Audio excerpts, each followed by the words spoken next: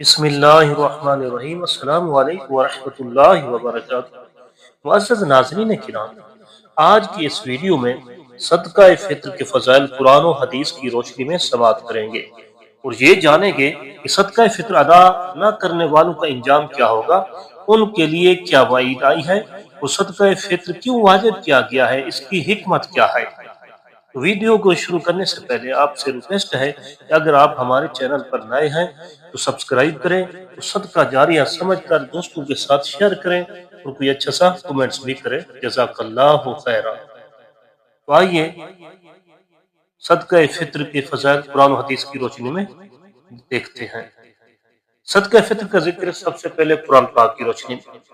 Number 1، پاکیزگی اور تطہیر کے لیے صدقہ فطر واجب کیا گیا ہے، جیسے کہ اللہ تبارک و تعالیٰ کا ارشاد گرامی ہے۔ اللہ تعالیٰ فرماتے ہیں خذ من اموالہم صدقۃ تطہرہم وتزکیہم بہا، سورۃ التوبہ۔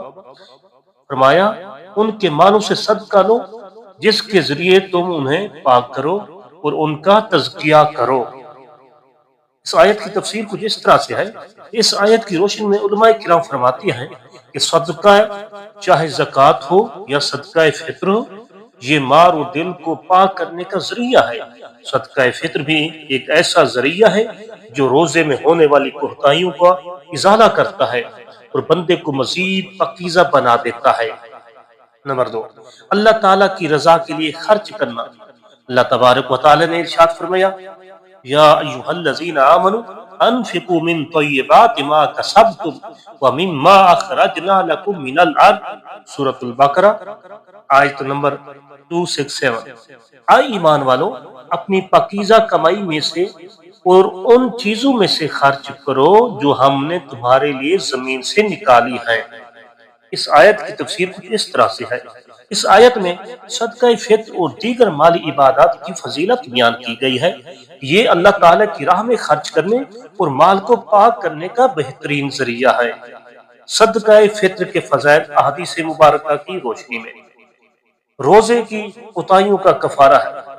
حضرت ابن عباس رضی اللہ تعالیٰ عنہما سے روایت ہے کہ نبی کریم صلی اللہ علیہ وآلہ وسلم نے ارشاد فرمایا فرض رسول اللہ صلی اللہ علیہ وآلہ وسلم زکاۃ الفطر طہرۃ للصائم من اللغو والرفث وطعمۃ للمساکین ومن اداها قبل الصلاة فهي زکاۃ مقبولۃ ومن اداها بعد الصلاة فهي صدقۃ من الصدقات، سنن ابی داؤد و ابن ماجہ۔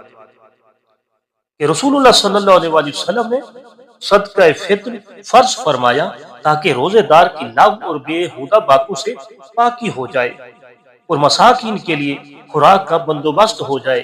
جو شخص اسے نماز عید سے پہلے ادا کرے تو یہ قبول شدہ زکوٰۃ ہے، یعنی زکوٰۃ مقبولہ کا ثواب ہے، اور جو نماز کے بعد ادا کرے وہ عام صدقوں میں سے ایک صدقہ ہوگا۔ یہ حدیث واضح کرتی ہے کہ صدقہ فطر روزے کے دوران ہونے والی کمی کو پورا کرتا ہے اور غریبوں کے لیے عید کے دن کھانے پینے کا بندوبست بھی کرتا ہے۔ عید کے دن مساکین کی مدد۔ حضرت عبداللہ بن عمر رضی اللہ تعالیٰ عنہما فرماتے ہیں فرض رسول اللہ صلی اللہ علیہ وسلم زکاۃ الفطر من رمضان صاع من تمر او صاع من شعیر علی العبد والحر والذکر والانثى والصغیر والکبیر من المسلمین وامر بها ان تؤدی قبل خروج الناس الى الصلاة، صحیح بخاری و صحیح مسلم۔ رسول اللہ صلی اللہ علیہ وآلہ وسلم نے رمضان المبارک کے صدقہ فطر کو فرض قرار دیا ہے۔ ایک سا کھجور یا ایک سا جو ہر غلام آزاد، مرد عورت، چھوٹے اور بڑے مسلمان پر، اور حکم دیا کہ اس عید کی نماز کے لیے جانے سے پہلے ادا کیا جائے۔ یہ حدیث مبارکہ صدقہ فطر کی فرضیت اور اس کی بر وقت ادائیگی کی اہمیت کو واضح کرتی ہے۔ نمبر عذاب سے نجات کا ذریعہ۔ حضرت انس رضی اللہ تعالیٰ عنہ سے روایت ہے کہ نبی کریم صلی اللہ علیہ وآلہ وسلم نے ارشاد فرمایا کہ صدقہ اللہ تعالیٰ کے غضب کو بجھاتا ہے اور بری موت کو دور کرتا ہے، ترمذی شریف۔ اگرچہ یہ حدیث عمومی صدقے سے متعلق ہے، لیکن صدقہ فطر بھی اس میں شامل ہے، کیونکہ یہ بھی اللہ تعالیٰ کی راہ میں دیا جانے والا صدقہ ہے جو آخرت میں نجات اور برے انجام سے حفاظت کا ذریعہ ہے۔ صدقہ فطر سے معاشرتی برابری کا ذریعہ۔ حضرت ابو سعید خدری رضی اللہ عنہ فرماتے ہیں کہ ہم رسول اللہ صلی اللہ علیہ وسلم کے زمانے میں صدقہ فطر 1 سا کھانے، 1 سا کھجور، 1 سا جو اور 1 سا کشمش دیا کرتے تھے۔ یہ حدیث اس بات کو ثابت کرتی ہے کہ صحابہ کرام رضوان اللہ تعالی علیہم اجمعین صدقہ فطر کا اہتمام کرتے تھے اور مختلف اجناس میں ادا کیا کرتے تھے تاکہ غریبوں کی بھی عید کی خوشیوں میں شامل کیا جا سکے۔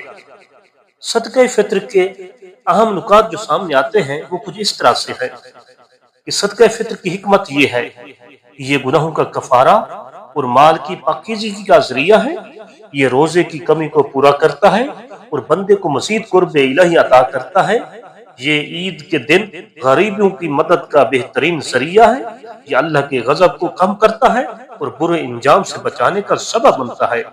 جو شخص صدقہ فطر عید سے پہلے ادا کر دے اس کا صدقہ مقبول ہو جاتا ہے۔ اس تمام گفتگو کا خلاصہ اس طرح ہے، خلاصہ کلام اس طرح ہے کہ صدقہ فطر صرف ایک مالی عبادت نہیں بلکہ اس کے پیچھے ایک بڑی حکمت اور فلسفہ ہے۔ یہ نیکی، ہمدردی، محبت اور اسلامی بھائی چارے کی بہترین مثال ہے۔ اس کی بروقت ادائیگی نہ صرف ہماری عبادت کو مکمل کرتی ہے بلکہ مستحقین کے لیے بھی عید کے دن آسانی اور خوشی کا ذریعہ بنتی ہے۔ ناظرین کرام،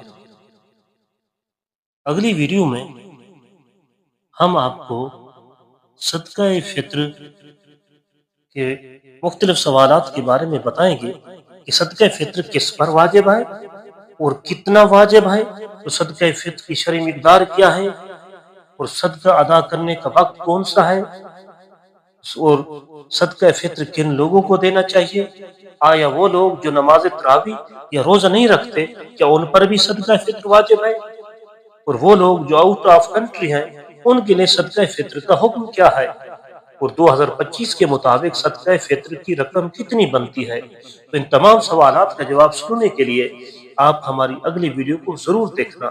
اگر آپ ہمارے چینل پر نئے ہیں تو ہمارے چینل کو سبسکرائب کریں، اور ملتے ہیں اگلی معلوماتی ویڈیو کے ساتھ۔ تب تک کے لیے خدا حافظ۔